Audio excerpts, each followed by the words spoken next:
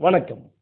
தன்னுடைய 100வது பாடலில் அனுபவங்களை கலந்து எழுதிய பாடலாசிரியர் அருண் பாரதி என்ன பாட்டு, என்ன படம், என்ன மாதிரி அனுபவங்களை கலந்து எழுதினார், இது குறித்து தான் பார்க்க போறோம். தாவூத் திரைப்படம் வரக்கூடிய செப்டம்பர் 12ஆம் தேதி வெளியாக இருக்கு. பிரசாத் ராமன் இயக்கத்துல, தம்பிதுரையுடைய தயாரிப்புல, ராகேஷ் அம்பிகாபதியுடைய இசையில இந்த படம் வெளியாக இருக்கு. இந்த படத்துல பாடலாசிரியர் அருண் பாரதி எழுதின என்னடா வாழ்க்கை அப்படிங்கிற இந்த பாட்டை பத்தி தான் பார்க்க போறோம். பொதுவா பாடலாசிரியர் அருண் பாரதியை பொறுத்த வரைக்கும் நல்ல தமிழ்ல பாடல் எழுதக்கூடியவர். இந்த பாட்டு அப்படிங்கிறது அவருக்கு 100வது பாட்டு.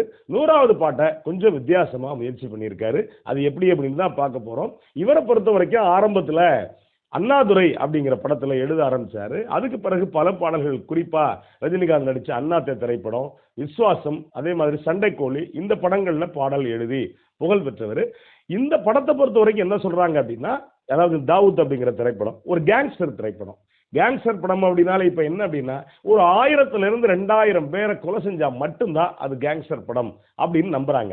ஆனா இந்த படம் அப்படி இல்லை அப்படிங்கிறாங்க. என்ன அப்படின்னா, கத்தி இல்லாம ரத்தம் இல்லாம ஒரு கேங்ஸ்டர் திரைப்படம். இன்னும் சொல்ல போனா இந்த படத்தை பொறுத்த வரைக்கும் நகைச்சுவைக்கு பஞ்சம் இல்லாம இருக்கும் அப்படின்னு சொல்றாங்க.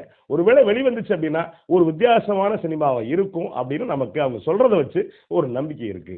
அது இந்த பாட்டு இருக்கு இல்லையா, என்னடா வாழ்க்கை அப்படிங்கிற இந்த பாட்டு இருக்குல்ல, சொல்லும் போது நமக்கு தெரியுது இல்ல, சே என்னடா வாழ்க்கை, இதெல்லாம் யார் யார் சொல்லுவா தெரியுமா?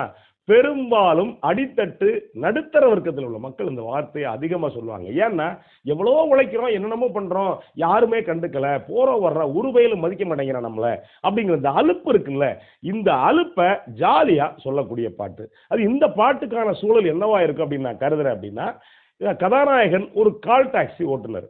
கால் டாக்ஸி ஓட்டுநர்களுக்கு என்ன பிரச்சனை அப்படின்னா, அதுவும் சொந்த வண்டி வச்சுட்டு ஓட்டுநராக இருந்தால் என்ன சிக்கல் அப்படின்னா, வண்டி டியூ கட்டணும், வீட்டு வாடகை கட்டுறதுக்கு தடுமாறுவாங்க, திடீர்னு பார்த்தீங்கன்னா பிள்ளைங்களை படிக்க வைக்கணும், சாப்பாட்டுக்கு தடுமாறணும், அப்படி பார்த்தீங்கன்னா எக்கச்சக்கமான சிக்கல்கள் பல பேர் அனுபவிப்பாங்க.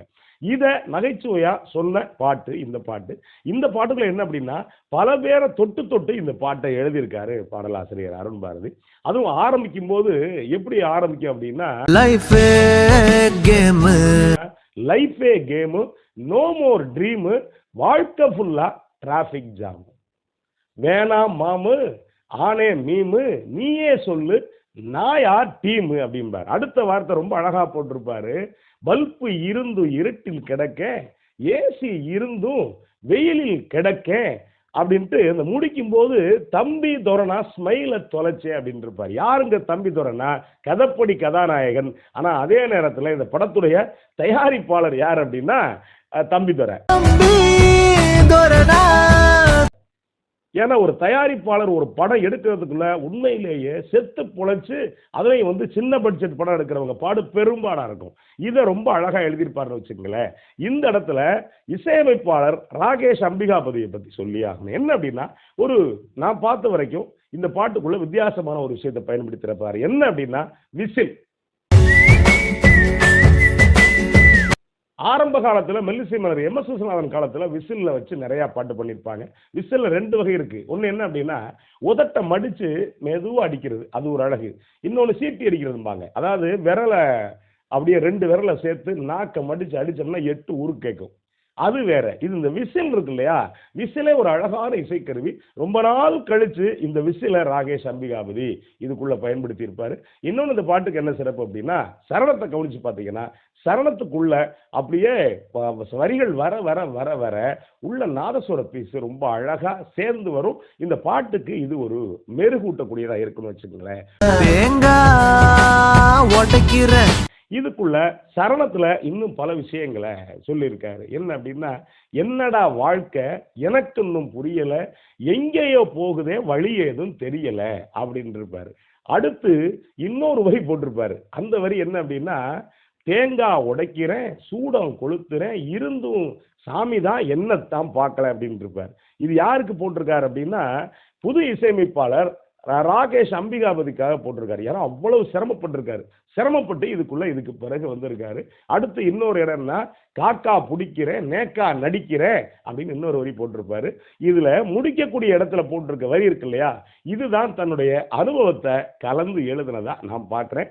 அதாவது இந்த பாட்டை கேட்ட உடனே பாடலாசிரியர் அருண் பாரதிக்கு அழைச்சேன். அப்போ சொன்ன இடம் தான் இந்த இடம். என்ன அப்படின்னா, முடிக்கும் போது ரொம்ப அழகா சொல்லியிருப்பாரு.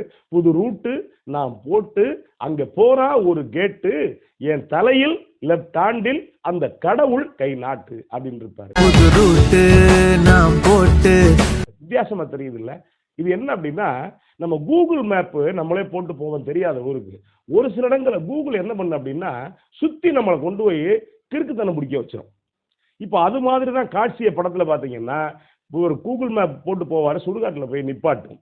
இது எங்க பாடலாசிரியர் அருண் பாரதியுடைய அனுபவமா இருந்துச்சு அப்படின்னு அவர் சொன்னார் அப்படின்னா, தேனியில நாடார் சரஸ்வதி கல்லூரி. இந்த கல்லூரிக்கு இவரை சிறப்பு பேச்சாளரா அழைக்கிறாங்க. மதுரையில இருந்து கார் எடுத்துக்கிட்டு அங்க போறாரு. அங்க போனா அந்த கார் ஓட்டுநருக்கு அந்த கல்லூரி தெரியாது. இவர் மேப் போடுறாரு.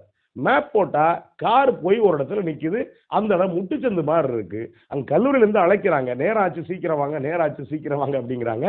பார்த்தா எங்க இருக்கு அப்படின்னா, சுத்தி போனா கிட்டத்தட்ட 3/4 மணி நேரம் ஆகும். அப்ப என்ன செய்யறது அப்படிங்கிறப்ப அப்பதான் தெரியுது, அந்த கல்லூரியுடைய பின்பக்கம் கேட்டு, ஒரே ஒரு சின்ன கேட்டு மட்டும் இருக்கு. அதுக்கு பிறகு என்ன பண்ணியிருக்காரு அப்படின்னா, இந்த கேட்டை ஒரு வழியா திறந்துக்கிட்டு உள்ள போயிட்டு நிகழ்ச்சியை முடிச்சுட்டு வந்திருக்காரு. அப்போ இந்த எழுதியிருக்காரு, புது ரூட்டு நான் போட்டு அப்படின்னு எழுதியிருக்காரு. இந்த எழுதிட்டு வீட்டுக்கு வந்திருக்காரு. அன்னைக்கு இரவு வீட்டுக்கு வந்திருக்காரு. தயாரிப்பாளர், இயக்குனர், இசையமைப்பாளர்லாம் வந்திருக்காங்க. இந்த விஷயத்தை சொன்ன உடனே இதையும் இந்த பாட்டுக்குள்ள சேர்த்திருக்காரு. இந்த அனுபவம் நமக்கும் பல பேருக்கு இருக்கும் அப்படின்னு வச்சுக்கோங்களேன். அந்த வகையில இது ஒரு வித்தியாசமான பாட்டு. அவருடைய 100வது பாட்டு. அதே நேரத்துல இதுல என்ன வித்தியாசமான ஒரு விஷயத்தை நான் உணர்றேன் அப்படின்னா, அருண் பாரதியை பொறுத்த வரைக்கும் நல்ல பாடலாசிரியர், நிறைய நல்ல தமிழ் சொற்கள்ல எழுதப்படக்கூடியவர். ஆனா இந்த பாட்டு என்ன அப்படின்னா, நீங்க ஆரம்பத்துல பாத்தீங்க அப்படின்னா நிறைய தங்கிலீஷ்ல கலந்து பாட்டு எழுதியிருக்காரு. இது அவர்கிட்ட கேட்கிறப்ப என்ன சொல்றாரு அப்படின்னா, பாடல் சூழலுக்கு எழுதுறேன் அப்படின்னாரு, படத்துடைய சூழலுக்கு நம்ம ஒத்துக்கிறோம். ஆனா அதையும் தாண்டி என்ன செய்யணும் அப்படின்னா, பெரும்பாலான ஆங்கில சொற்களை தவிர்க்கிறது தான் எல்லாத்துக்குமே நல்லது அப்படின்னு வச்சுங்களேன். ஒருவேளை நான் என்ன நினைக்கிறேன்னா, மற்ற பாடலாசிரியர் மாதிரி, பாடலாசிரியர்னா மற்றவங்களை சொல்லலை, இப்போ புதுசாக 1-2 பேர் வந்திருக்காங்கல்ல, பால் டப்பா, மோர் டப்பா, தயிர் டப்பா, ஒருவேளை அந்த மாதிரி எதுவும் ஒரு போயிட்டாரோ அப்படிங்கிற இந்த ஒரு சங்கடமும் நமக்கு இருக்கு. ஆனா இருந்தாலும் கூட 100வது பாட்டு எழுதியிருக்காரு. அவரை வாழ்த்துவோம். இனிமேல் அடுத்தடுத்த பாடல்கள் நல்ல தமிழில் அருண் பாரதி கொடுப்பார் அப்படின்னு நம்ம நம்புவோம். நன்றி, வணக்கம்.